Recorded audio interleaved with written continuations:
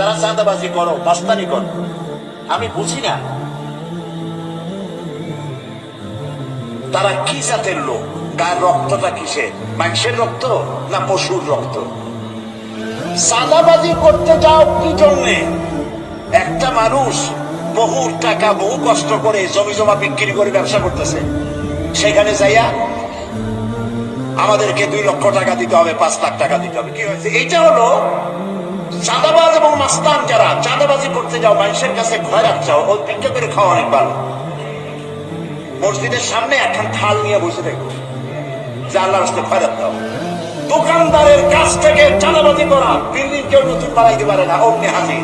গলায় সোনার চেন, হাতে কতগুলো আংটি, তারপরে হাতে মোবাইল, গলায় সোনার চেন।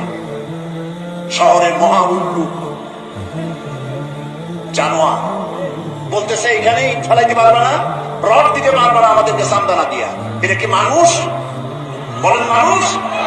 মানুষের সন্তান? জানোয়ার পশু। চাঁদাবাজ এবং মাস্তান, সন্ত্রাসী, ইসলামে এদের কোন স্থান নাই। এদেশে যদি কোরআনের রাজ কায়েম হয়, সন্ত্রাসীদের মাথা কামাইয়া ঘোল ঢেলে দেওয়া হবে, যাতে মাথা ঠান্ডা থাকে। এই জন্য মাথা ঠান্ডা করিয়া বসে থাকবে। আর সকলের চাকরি দেওয়া হবে, কাজ করো আর খাও, চাঁদাবাজি করো। শ্বশুরের কাছে চাঁদাবাজি করে, বোর কাছেও চাঁদাবাজি করে। এত বড় লক্ষ্মী ছাড়া বলে যায়, বলে আমার হিরোইন খাওয়ার পয়সা দিবি। পত্রিকা আসছে, আসছে না ভাই? কত বড় শয়তান, বোর কাছে চাঁদা চায়।